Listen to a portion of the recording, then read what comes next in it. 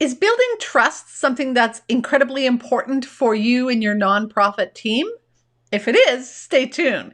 If it's not, then you might want to stay tuned as well, because trust is incredibly important in your nonprofit team. And if it's not on your radar, you probably want to put it on your radar before it's too late. Today, we are going to talk about 5 ways to help you build trust with your nonprofit team. Welcome to the Surviving to Thriving podcast that helps women leaders in nonprofits get out of survival mode and thrive in both leadership and life. I'm your host, leadership development coach Kathy Archer, and I help women leaders enjoy impactful leadership. This is the final episode in a series of episodes that I've been doing around trust building.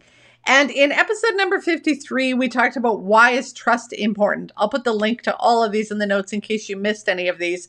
But what I reminded you is without trust, it will be hard to get followers.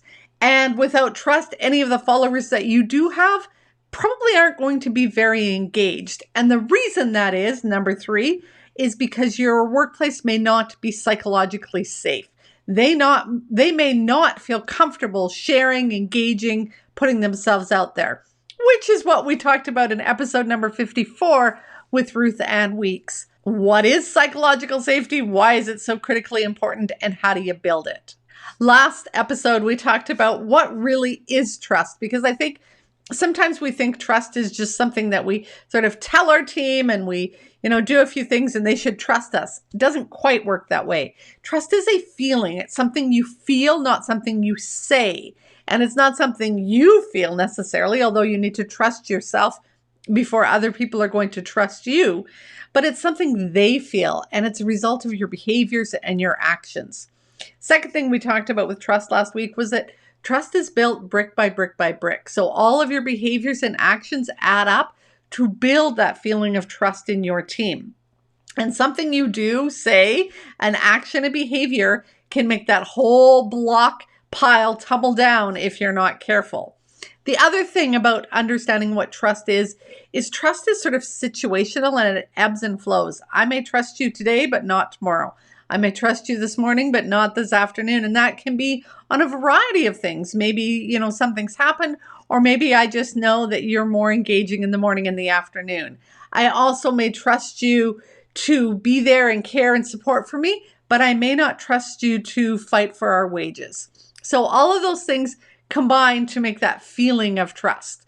So now we know why trust is so critical, how it impacts psychological safety in your organization and why that matters, and then what trust actually is. Today, we're going to talk about 5 things that you can do to build trust, because it is something you absolutely must work on, you must focus on, you must make sure that it is something that is an intentional action that you do in your planning how you interact with people, planning your activities, planning your engagement, planning the training you're doing, all of that. You need to have that element of, am I building trust? Is the actions I'm doing, the interactions I'm having with my team, the stuff I'm learning and how I'm growing, is it developing trust? So we're going to talk about those 5 things that you can do to develop trust. The first one is that you need to lead with integrity. Integrity is that you walk your talk. You do what you say you're going to do. Your actions align with what you say, your values, your ethics, your morals. If you say one thing and do another, trust is broken. If you imply something and then don't follow through on that, trust is broken. So your integrity is your character. It's how people describe you. It's your reputation. What are you known for? Are you known for digging deep when it gets really hard, persevering, and making sure that stuff gets done on time? Or are you known for perhaps being, taking forever to make decisions, that you just kind of hem and haw and then people never know what to expect? Are you known for snapping at people when times get tough? Are you known for really caring for people when they're going through something? All of that is your character. It's your reputation, and that feeds into your integrity. Do people see you as leading with integrity? Are you honest? Are you authentic? Are you showing up real and genuine? Or do you come on with a sort of facade Or do people feel that sometimes you show up fake or that you're putting on airs? How do you show up? Your integrity matters, and it matters a lot. And it's what's going to have people follow you, get behind you, be a part of your movement. Integrity, that honesty, that respect is the number one thing people want from their leaders. So if you want to develop that sense of trust in your team, ensure that you're doing the work to lead with integrity. Part of that starts with understanding your values, your ethics, your morals, beliefs. What hill are you going to die on? When you say, I'm here for you, what does that mean? When you say, I value honesty, does that mean you're going to be honest all the time? Or are you going to tell a few white lies? Is it okay for you to maybe not share fully the truth? What does it actually mean? In the training library, if you are a member of the training library, which is my membership site, I have a whole course called Verifying Values. And it is important for you to go through and not just look at what the words are, but what that definition of that value means to you. How does it show up in your life? When do you know you're aligned with that value? When are you not aligned with that value? For me, my top value is family, or one of my top values is family. I want to be an excellent mom. I want to be there for my family. Part of that is work-life balance. But when my team told me I was out of integrity, one of the things that I was certainly not doing, I was not there for my family. When my family needed me most, I was off in the city at a meeting. And that's not what I said, but it's what I did. And that's what my staff seen. So my son is in an accident and I don't come home. I stay in the city for training and meetings. What do my staff think about that? Kathy says family's most important. Well, obviously what that means is when I have a family crisis, I should think twice about rushing home and dealing with it, because that's not what Kathy's doing. And so that's what we're talking about. Do your values align?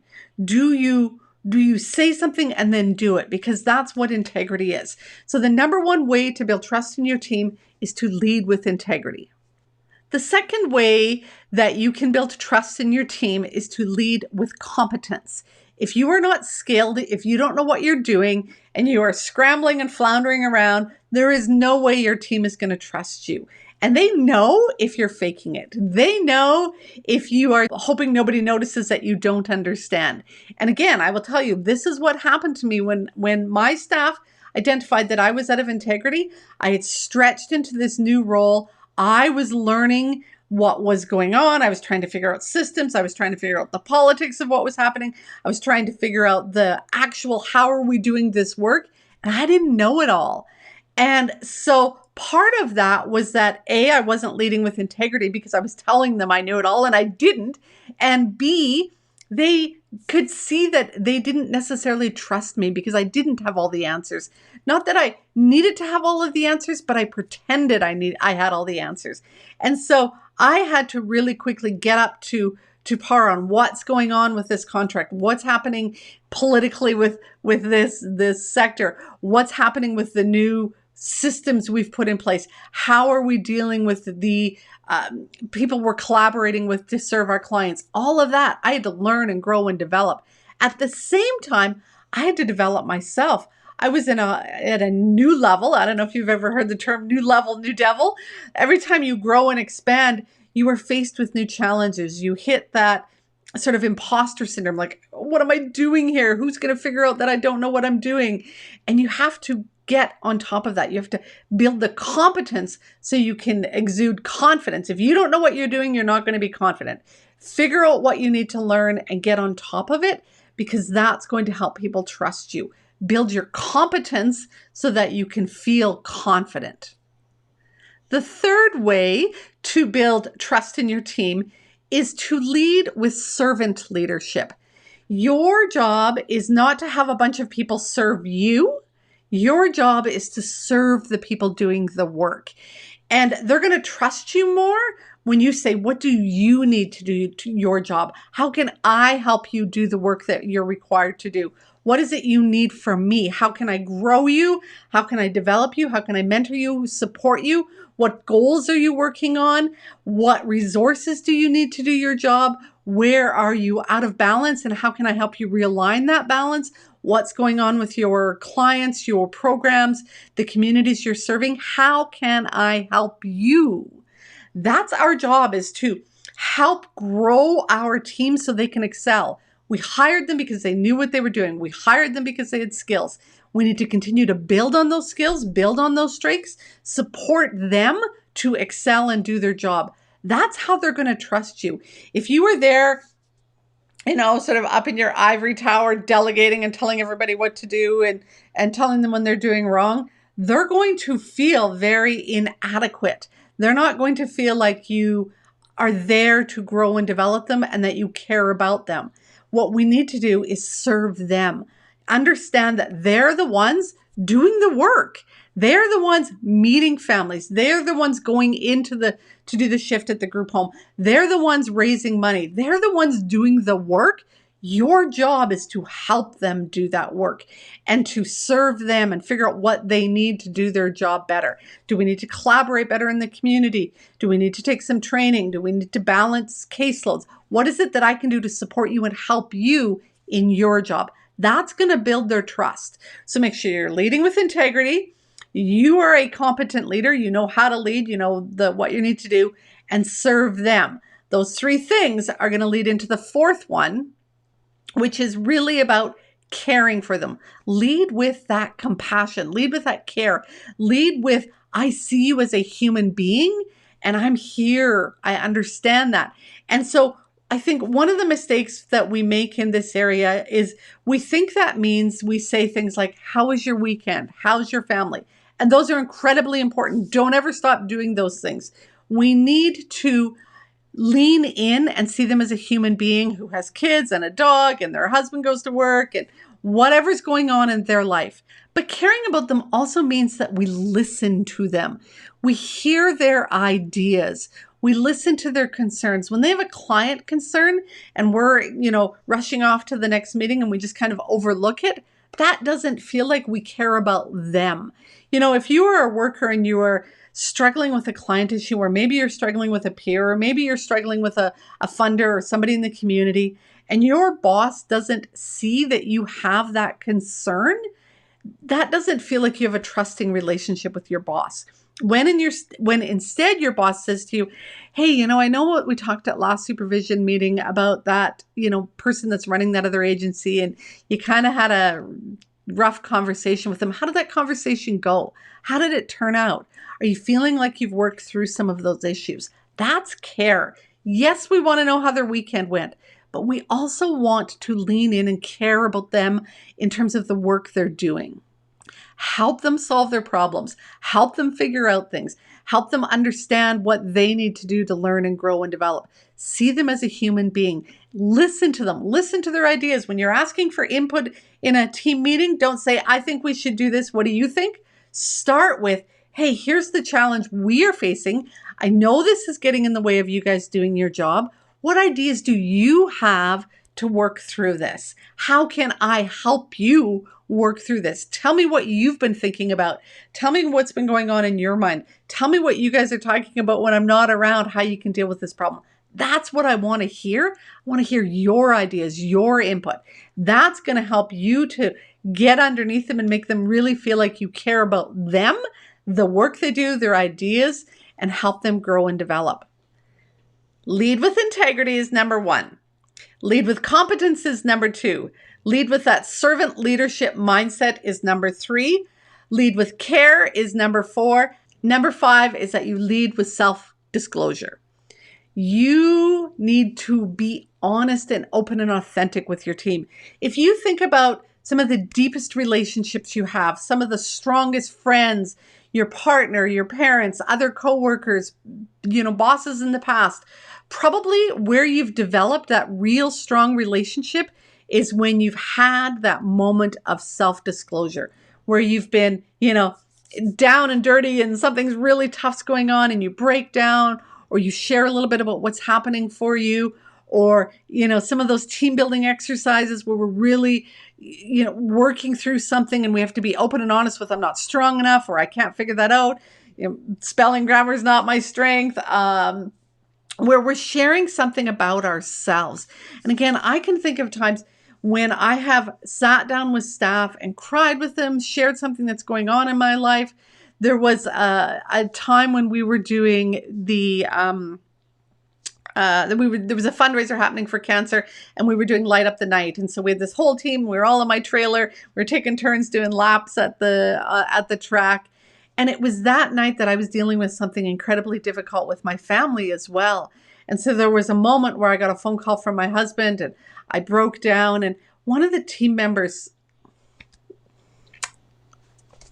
yeah, it's funny how it even still evokes this in me. But one of the team members just gave me a big hug. And that team member is still an important person in my life today. And it's those moments